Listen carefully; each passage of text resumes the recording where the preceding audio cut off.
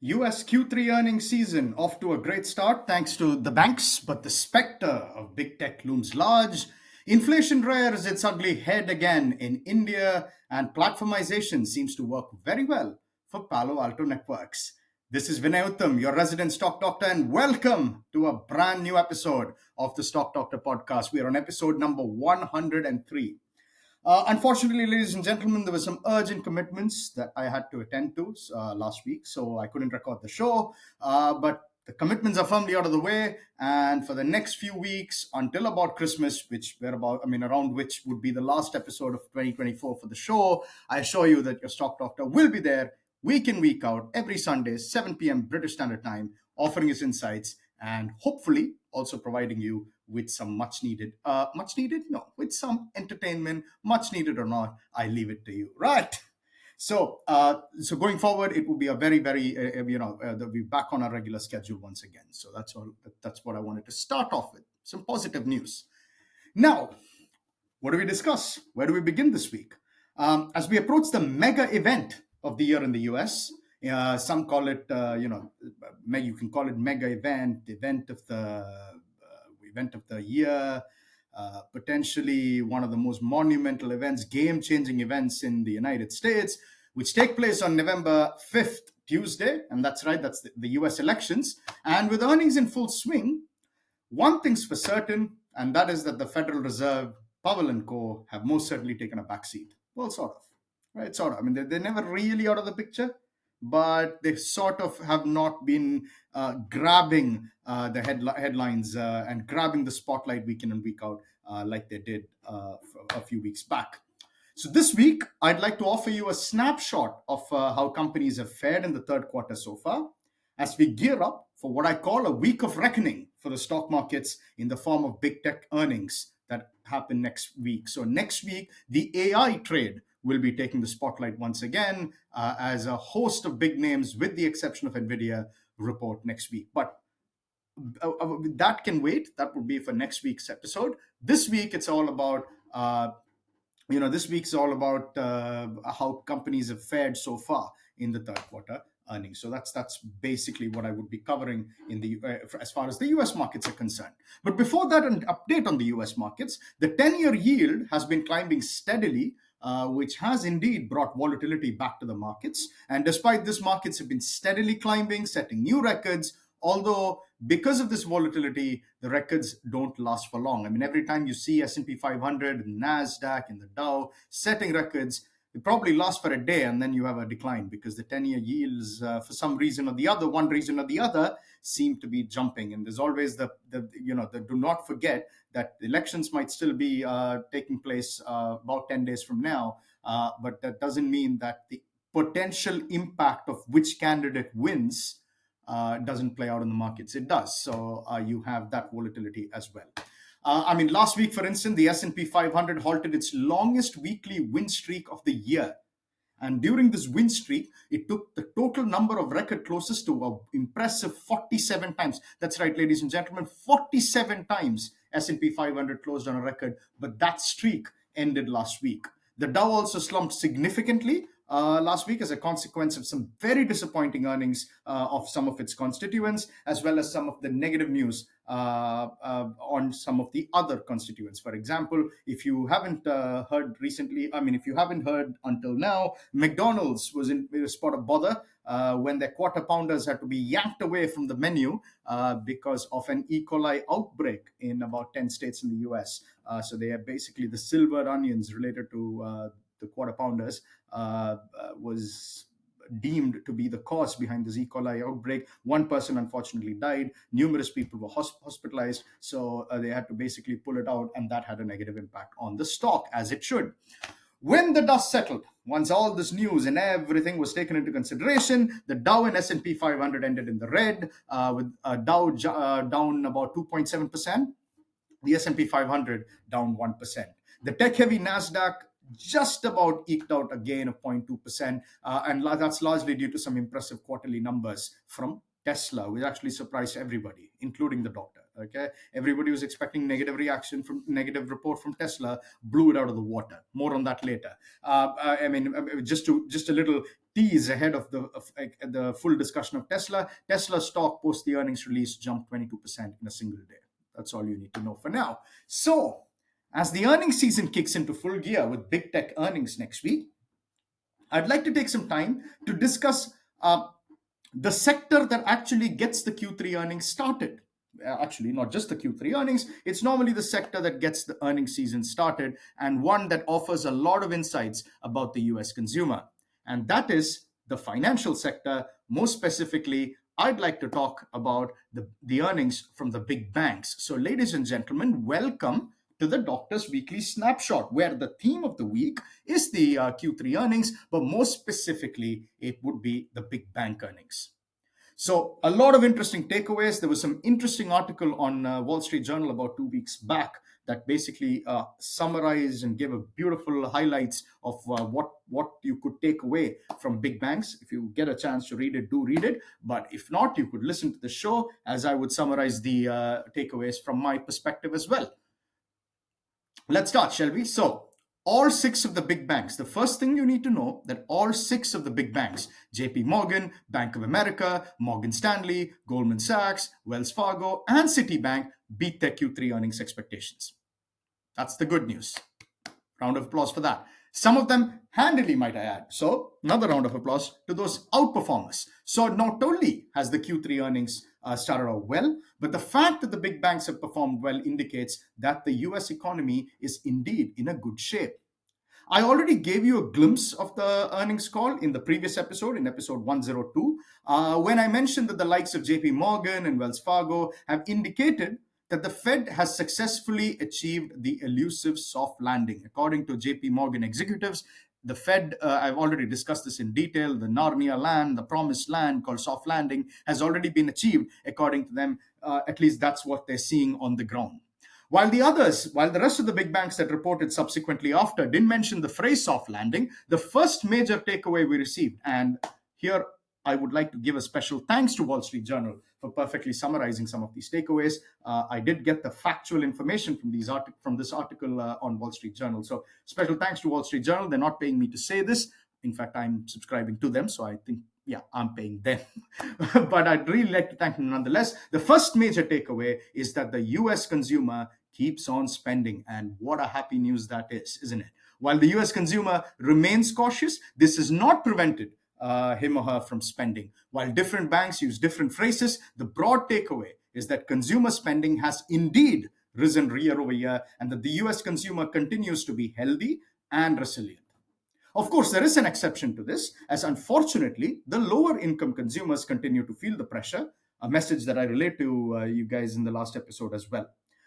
Within spending, there seems to be some form of normalization that is underway in the US. That's fantastic. As consumers there shift their focus from discretionary spending, such as luxury cruises and dine-in, dine-out experiences and so on, from discretionary spending, the focus has been shifting from discretionary spending to the essential items, such as food and gasoline. So the consumer is spending, but the spending is sort of normalizing.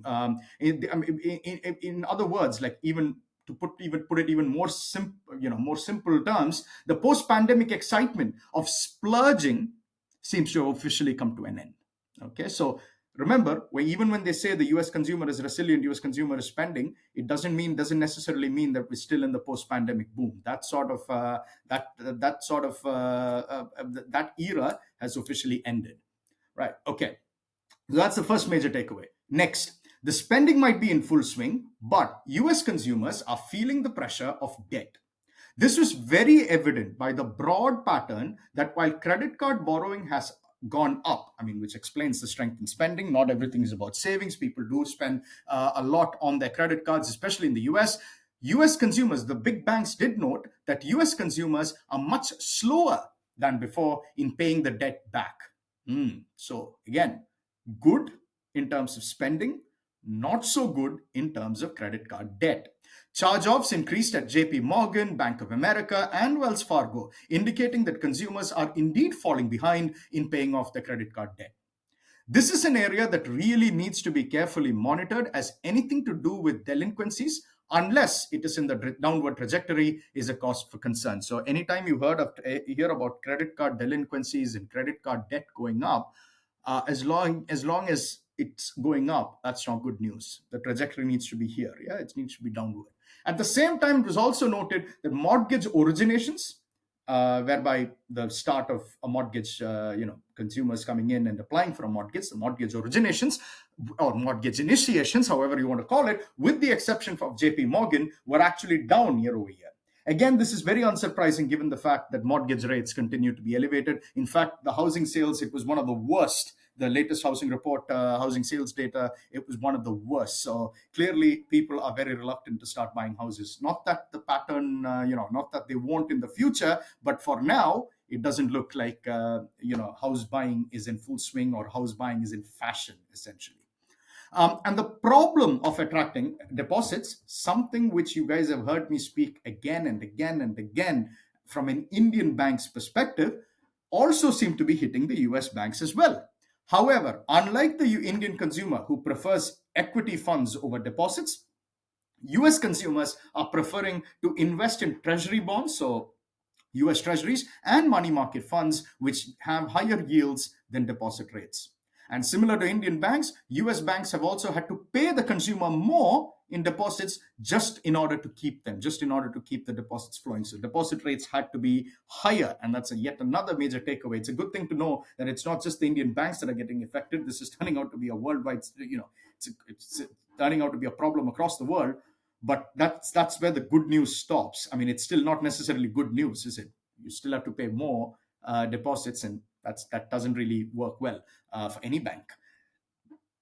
Now that, I mean, the only solace one can only solace one can probably hope for is that now that the Fed has indeed started to cut rates and it has officially begun its rate cutting cycle, I don't think this switch or this focus on this excess focus on money market funds would last for long. Unlike in India, where I'm not sure how long the problem would persist. Especially with rate cuts not happening anytime soon there. So in the US, as far as the US consumer is concerned, even though US banks are indeed seeing more money going into money market funds and treasury funds, and they've had to spend more in order to keep the deposits coming, this is unlikely to last for long. So by Q4, probably, we might see a shift back to deposits. Now that the Fed has begun its rate cutting cycle. Finally, I cannot wrap up the takeaways of the big banks without mentioning investment banking. Not because I love investment banking, not because I do equity research on the side. Nope. It's because it is indeed investment banking related trends was yet another major development that you could see in Q3, especially from the likes of Goldman Sachs and Morgan Stanley. First of all, if you're a Chelsea fan, I want you to pause, or I want you to fast forward this, because I'm about to speak about a gentleman who you will love to hate. Hate may be a strong word, or maybe not, but that's not. But all I'm talking about is I recently watched an interview on CNBC of Todd Boehly. Now that name you would probably end the show, and I would probably lose some followers. But instead of unfollowing me, you can just forward this part if you can't stand it. I watched a recent interview on CNBC of Todd Boehly, who is Chelsea's co-owner and chairman of Eldridge Industry. Now, while he may not know much about football, we can all establish that. Soccer, for my American listeners, we can certainly establish that. But he certainly is a successful businessman. And one comment he made during the interview can be perfectly used to describe the investment banking scenario. In fact, CNBC loved it so much that they keep showing it again and again and again. And, it's a very, very vital statement. And the statement simply goes, animal spirits are coming back. That's it. All he said during the interview is animal spirits and coming back. And that's exactly what we are seeing in investment banking, particularly in mergers and acquisitions. The total deal value of $2 trillion so far in 2024 is on track to end higher than in 2023. And while it may not even come close to 2021, it's still a positive news. It's a marginal, it's a remarkably significant improvement compared to 2023, when deal volume had pretty much dried up. That's the impression we got from big banks as well, that 2024 is indeed turning out to be a stellar year for investment banking. IB revenues, primarily from deals and trading in the third quarter, amounted to $36 billion, 11% year over year jump. Debt underwriting was the strongest among the investment banking segments, but combined, the big banks made $8 billion in Q3 from advising on debt and equity deals as well as M&A.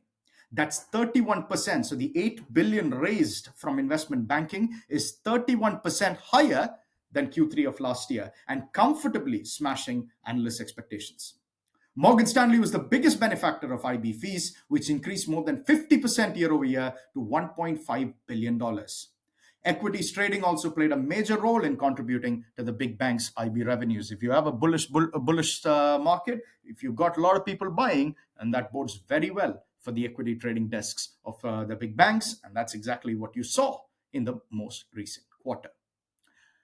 There you have it, folks. That's the major takeaways from the big banks. It's clearly, they clearly describe an environment where the U.S. consumer continues to be cautious, but remains resilient. However, the US consumer continues to remain grumpy, rightfully so, about how prices are so much higher today than they were in 2020. And that doesn't spell good news for Kamala Harris, because clearly there is still some negativity towards the Biden administration about how prices have come up. The Inflation Reduction Act certainly did not help. And after a long slumber, the other major takeaway you could take is you could obtain from the bank's Q3 earnings is after a long, deep slumber, it seems that M&A is finally waking up, and that is absolutely amazing news for the likes of Goldman Sachs and Morgan Stanley. Listen, that might be the big banks, but I can't end this segment without talking about Tesla. Okay, Tesla was one of the first Mag 7 to report last week.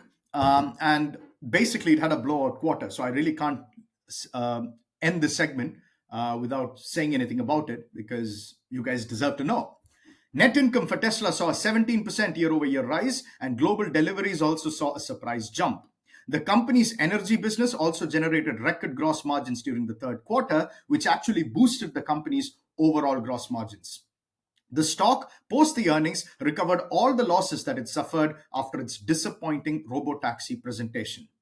Of course, question marks continue to remain regarding the timing and release of the company's robotaxi called Cybercab, as well as its humanoid robo Optimus, which is set to be released in 2026 as of now. Remember, Elon Musk is a genius. Elon Musk is he's an amazing entrepreneur. Elon Musk has been fantastic for EV revolution and for space tourism, not just space tourism, but for space flights coming back. He's a lot of great things, but he's also amazing at missing his own deadlines. He's got an amazing track record of missing his own deadlines. So don't hold your breath when it comes to the timeline that he has set for Cybercab, as well as Optimus, as well as the WAN, whatever, all the things that you saw, all the flashy details that you saw at the V Robot event hosted by Tesla a few weeks back. During the earnings call, he also said that the company could see a 20 to 30% vehicle growth in 2025. To hit this target, Q4 deliveries will have to be mouth-watering and absolutely blow every estimate that is out there out of the water. So question marks remain on that front as well. For now, as far as Q3 reports are concerned, it was a fantastic quarter to remember for Elon Musk, for Tesla executives, and for Tesla investors. Having said all of this, discussing big banks in great detail, talking about Tesla in great detail, next week is what is completely important, what is the most crucial week as far as earnings are concerned. And that is because it is a week of reckoning for the AI trade. Alphabet, Amazon, Microsoft, Meta, and Apple all report next week, which means barring NVIDIA, everybody else is reporting next week of the big technical companies. And the focus will be firmly on how much more spending they have planned for their AI investments. As we head to a volatile November, thanks to elections and their aftermath, next week is very, very crucial. I'll repeat it again. Next week is very, very crucial for investors, since it could make or break the record-setting rallies that the markets have seen. While investors will wait for bated breath, one group can relax for yet another week. and that is the Fed, who I'm absolutely certain will be sipping their pina coladas as they enjoy some more peace until they get back in focus. That is all I had to say about the US markets. We now pivot to India. And so I would like to officially welcome you to the next segment, The Doctor Goes Home, which is kind of this week is not it's not exactly great news. It's not exactly brimming with positivity, this segment or the theme, and that is the inflation. Okay. I really like to talk about the inflation rate in India, which is rearing its ugly head again, or so it seems. Retail inflation for September in India hit a 9-month high, coming in at 5.49%, a significant jump from the 5-year low of 3.65% that it hit in August. After two consecutive months of sub 4%, inflation was back again above the RBI's absolute target of 4%. I mean, it was still within RBI's target range of 2 to 6%, but barely. 5.49 is nearly there, right? It's nearly the high end of the target range. So not exactly great news, not much solace to take from. It was also the first time this has happened since July. Inflation being so high. So basically, August, June inflation was the last bad one. July and August were fantastic. September, we're back to square one again. I did say that inflation was expected to jump. So did Indian economists, but the actual inflation smashed even their expectations of 5.04%. The actual inflation came in at 5.49. Expectations were at 5.04. So clearly not so good news. In fact, the highest forecast for September inflation was 5.4%, which shows how the recent inflation data took even the pessimist of economists by surprise. No prizes for guessing who the main culprit of this surge in inflation was. If you've heard the show, watched the show enough times, you would know that there's only one culprit as far as India's inflation battle is concerned, and that is food inflation. I mean, I've been told that I'm a very persistent individual, but my level of persistency is nowhere near that of food prices in India. Food inflation, which, as I've told you guys multiple times before, accounts for around half of the overall CPI basket, and it jumped to 9.24% in September from 5.66% in August. Talk about persistent, talk about a remarkable jump. Vegetable prices, a subset of food inflation, which grew 10.7% year over year in August, jumped a whopping 35.99%, might as well call it 36% in September, more than offsetting the pulses and products inflation, which actually eased to 9.81% in September. So from 10.7 in August, you have 35.99% jump for vegetable prices in September. That is not great news at all. If a heat wave was responsible for high inflation earlier this year, then this time it was the heavy rains, which reduced the availability of essential crops, driving up food prices. I mean, whoever said climate change is a hoax should probably look at these changes, yeah? You should probably look at India's inflation, and they'd probably start to realize maybe it is, not a hoax. Especially they should look at prices of tomatoes and onions, which have been absolutely haywire due to this multitude of weather changes that we are seeing. If you look at inflation at regional levels, there is no solace there as well. Rural inflation and both rural and urban areas actually saw a similar jump in September relative to August. Rural inflation jumped 5.87%. It was 4.16% in August, whereas urban areas saw inflation accelerate to 5.05% from 3.14% in August. So those living in urban areas, you've had to face the bigger brunt in September. At least in July, the last time inflation jumped in a negative manner, the urban areas did find some relief, but there was absolutely no relief. It was basically urban areas holding the hands of the rural areas and just walking into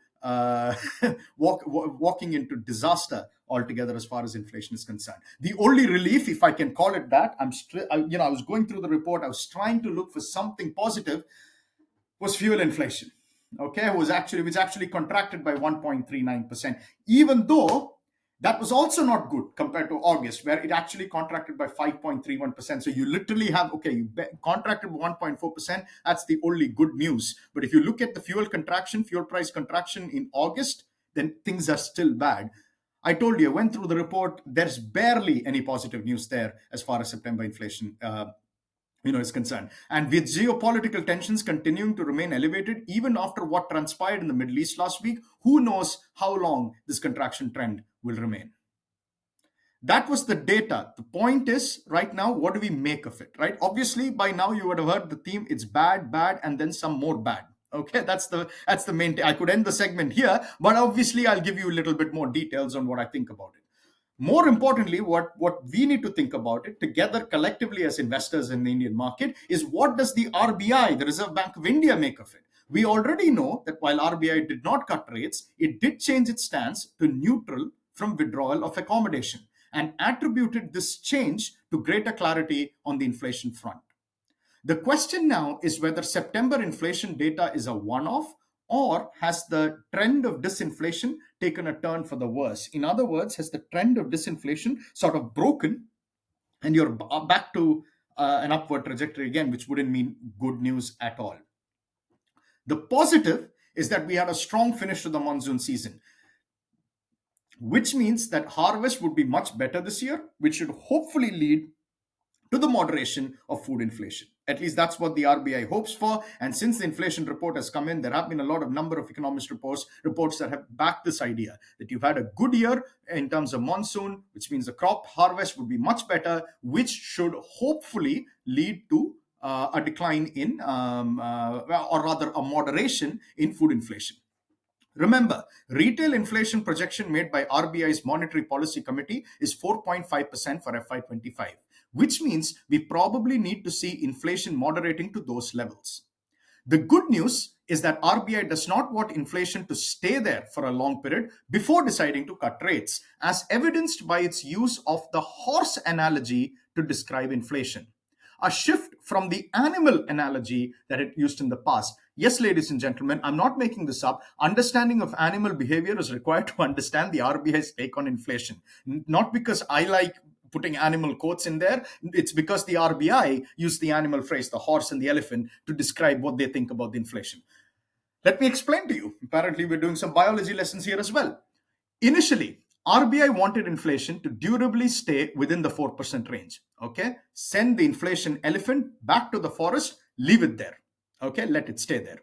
Now the tone has shifted to doing whatever it takes to ensure that inflation doesn't jump without warning.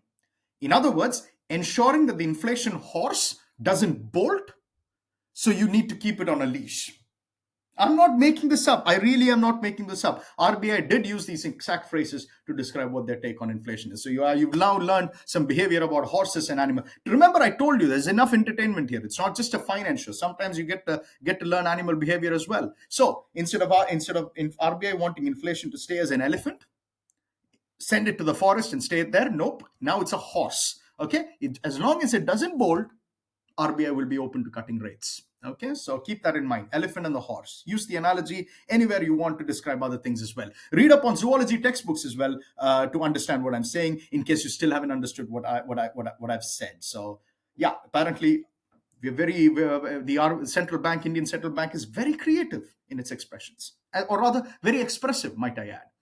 Jokes apart, on a very serious note, and this is serious because inflation remaining high is not good for anyone. The idea of a rate cut anytime soon was quickly dismissed by RBI Governor Shaktikanta Das. Okay, during the India Credit Forum that took place very recently, Governor Das said that cutting rates in the December meeting would be, and I quote, risky and premature.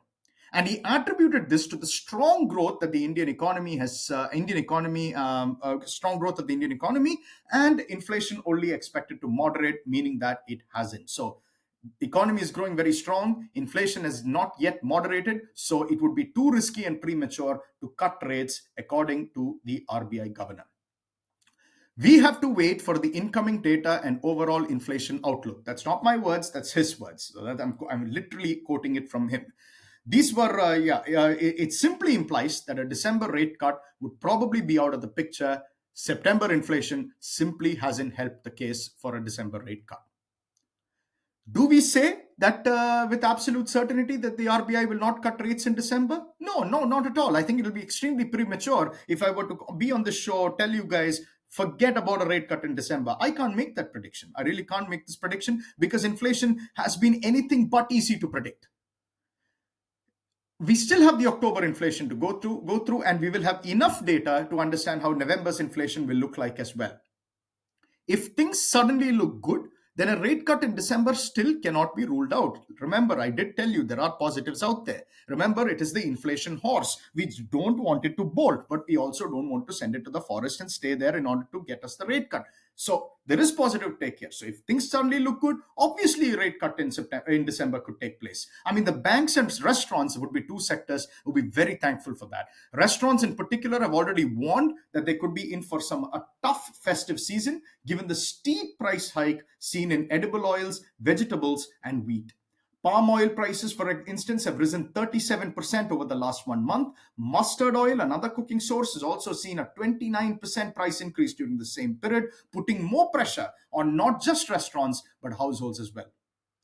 Moreover, given that they're counting on the festive season to revive demand, dine-out restaurants in particular are reluctant to raise prices, which means that profitability is likely to take a hit. Banks, on the other hand, have a completely different problem altogether. With rates remaining really high, banks face high credit costs and they continue to struggle to attract customer deposits to mitigate this. Deposits have continued to dry up in the recent quarters for banks as the Indian consumer, like I've said time and time again, prefers to park his or her money in equity funds over savings funds and FDs. And then you have automakers who are expected to have a blockbuster festive season. But it's looking very unlikely that that would happen. If we were to believe many of the automakers, especially the two-wheelers, you are not going to have a blockbuster festive season like you had in the past years.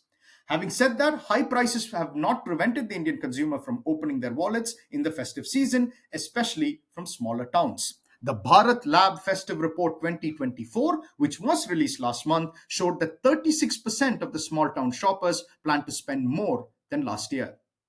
However, nearly 30% of the respondents continued to say that higher prices are a concern.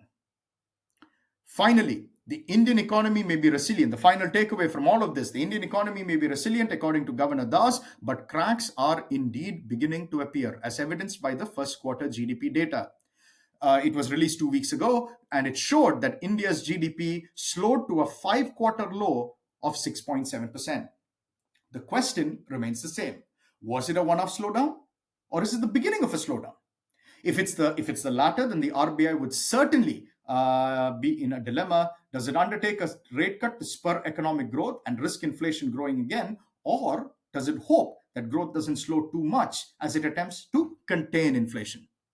Inflation and growth debate rages on for the RBI, and there is absolutely no relief in terms of making a decision. It is still going to be extremely tough.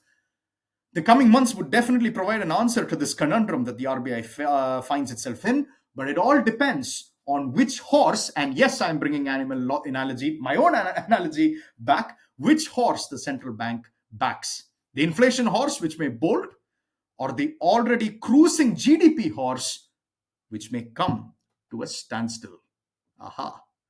On that animal analogy, based on that particular cautious note, let's head now to the final segment, Dr. Dissects, where I will be discussing a cybersecurity giant, one of my favorites, or a company that I've invested in. It's Palo Alto Networks. I'd like to dedicate this week's Dr. Dissect segment on the cybersecurity giant Palo Alto Networks. So welcome to the Dr. Dissect segment, and welcome to my dissection of Palo Alto Networks, ticker symbol PANW. Now, when we discuss about Palo Alto Networks, the first thing we need to talk about is the company's platformization strategy. Nearly 8 months ago, when the company announced that it was pivoting to this particular strategy, there was absolute pandemonium amongst investors and analysts. The stock had one of the worst days in history, in its history, plunging 28%, as there was a lot of skepticism on whether the company's plan to push all-in-one bundle cybersecurity packages to clients would pay off. At the same time, investors were also concerned with the headwinds on both revenues and billings growth, which management at the time had said would last about 12 to 18 months. Fast forward to today, 8 months later. And it is clear that the investor reaction that day and their fear that the sudden pivot would have an adverse impact on the company's growth were both overdone. The company, after adding approximately 65 new platformizations in the third quarter, added over 90 new platformizations in the most recent quarter, so the fourth quarter. During the most recent earnings call, CEO Nikesh Arora announced that about 1,000 of its 5,000 largest customers have now opted for the company's all-in-one bundle packages, a significant milestone in my opinion, given that the strategy was only deployed 2 quarters ago.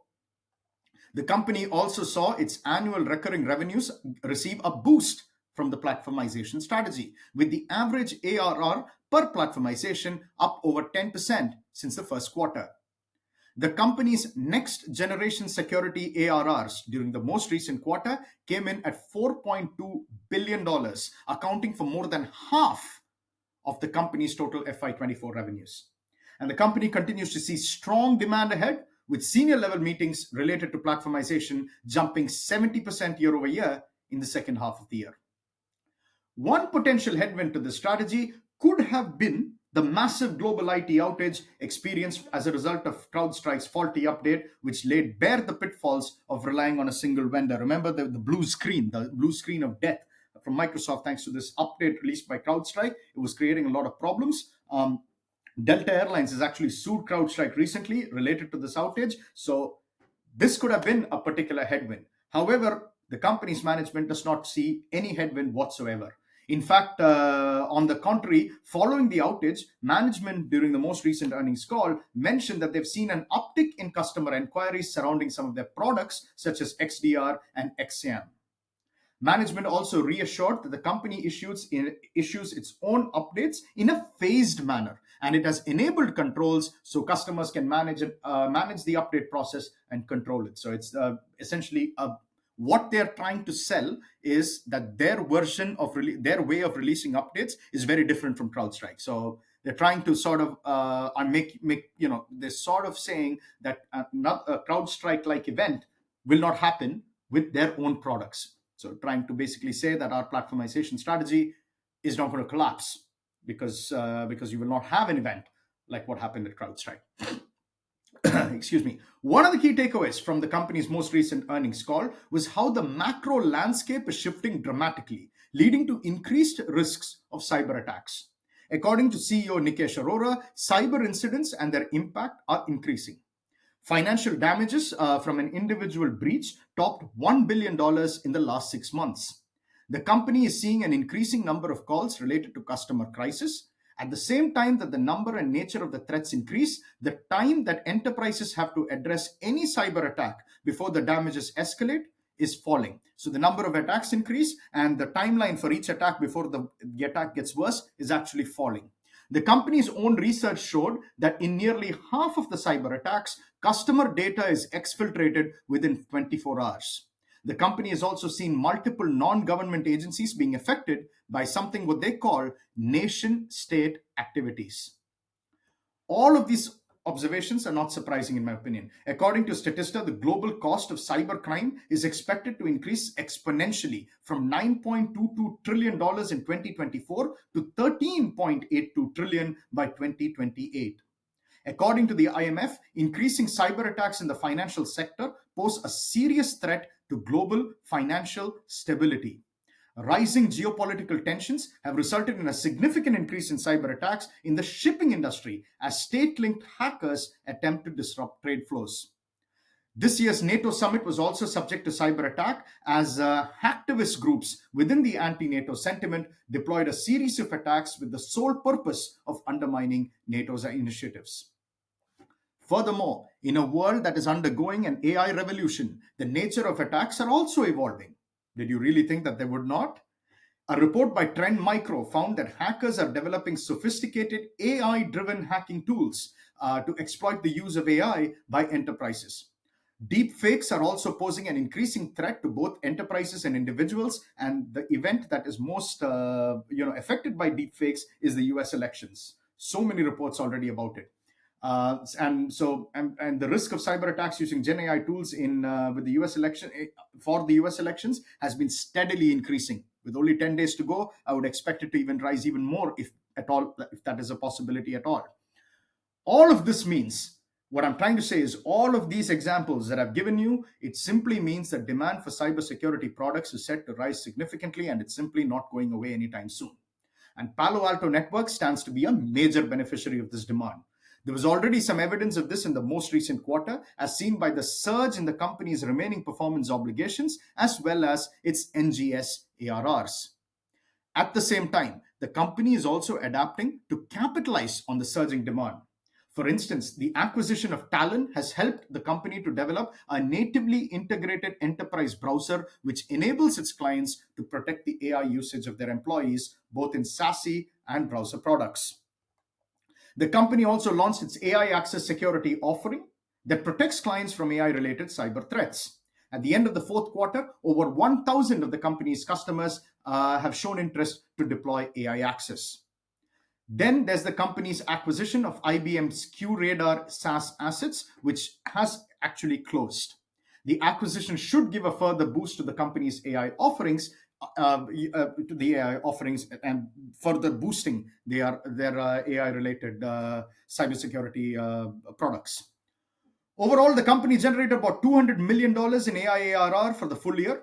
According to a report by Markets and Markets, the global market size for AI cybersecurity is expected to reach $60.6 billion by 2028, growing at a CAGR of 21.9%. Therefore, while Palo Alto Networks AI ARR remains small relative to the overall ARRs today, I do expect this segment to be a significant source of revenue as well as a major growth lever for the company in the future. I'm taking my notebook that can only mean one thing, which is valuation time. Company now expects FY25 diluted non-GAAP EPS to be in the range of 618 to 631. So that's your EPS range.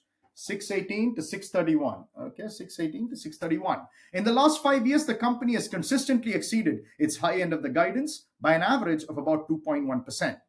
FY25 would be no different, in my opinion, given that the company has multiple tailwinds, such as rising cyber attacks, increasing demand for cybersecurity from AI, the temporary boost from the CrowdStrike fallout, to name a few. As such, I do expect the company to once again beat the upper end of its guidance. I've assumed that the magnitude of the beat would be 2.1%, which is the 5-year average. So my projected diluted non-GAAP EPS for FY25 comes in at 6.44, projected FY25 EPS. One of the beautiful things I like about my YouTube is the fact that I can show you the numbers. So 6.44 is what my assumption, and this is slightly lower than my previous estimate of 671. The company, according to LSEG data, currently trades at a forward PE of 57.65. Okay, forward PE. Forward PE of 57.65, higher than its 5-year historical median multiple of 49x and its 10-year historical median multiple of 47.7. However, the company continues to trade cheaply relative to its peers such as Zscaler, which is 62.1, and CrowdStrike 75.4, and Sentinel-1 162 times. The average long-term earnings growth of Palo Alto Networks, according to LSEG data, is lower than these names, so the lower multiple is justified. Having said that, the company, in my opinion, does deserve a multiple higher than its historical median multiple, given the tailwinds that I mentioned earlier and given that the entire cybersecurity landscape has changed dramatically. All things considered, I have assumed 57.65 as my forward PE estimate, slightly higher than my previous estimate of 51.3. Now, so you take the 57.65, you multiply it with 6.44, and you get a projected price target of 371, slightly higher than my estimate and my previous target of 344. So my previous target was 344. It's going to be now 371. However, even though I have bumped the price target, it is around the levels where the stock is currently trading at. The lack of any upside is hardly surprising, ladies and gentlemen, given that the stock is up 24% year to date, and given that it is already up 7.5% in just 1 month. Having said that, it has a very strong B+ grade on the Seeking Alpha momentum scale, which suggests that on the basis of momentum, stock can continue to trade up. Long-term investors who want to invest in the company or want to initiate a position in the company might be better off waiting for an entry point. And as such, I am continuing to maintain my hold rating on the stock. So I'm neutral on the stock. For new investors, I don't think this is the right. Anyway, do your own research. This is not investment advice. This is investment opinion.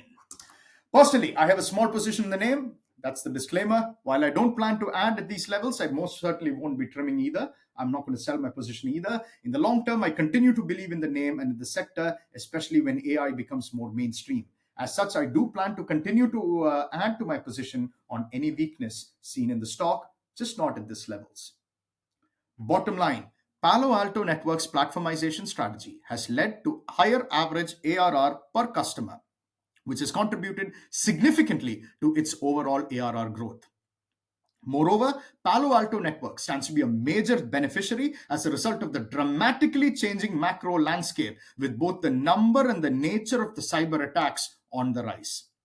The company's AI-related security offerings are seeing rising demand as AI-related cyber attacks increase. This segment should become a major source of revenue for the company in the coming months. From a valuation perspective, the stock is priced fairly at current levels, in my opinion. As such, my rating on the stock and the company's stock continues to remain to be a hold. However, the long-term growth story of the company, in my opinion, remains intact, as the number of long-term tailwinds is too many for any investor to ignore. Therefore, any pullback in the name should be a great opportunity, in my opinion. Do your own research for new investors to buy into this cybersecurity leader. That's all the time I have for you this week. My goodness, time just flies, huh? If you have a specific Indian or US stock suggestion for the doctor to diagnose and dissect, do tweet me at Uttamvinay, UTHAMVINAY, or email me on thestockdoctorpodcast@gmail.com. Thank you once again for listening. I will be back next week. The show is back on track for the coming weeks. It will have a weekly episode every week from now on. So see you next week. Until then, stay safe and make some money.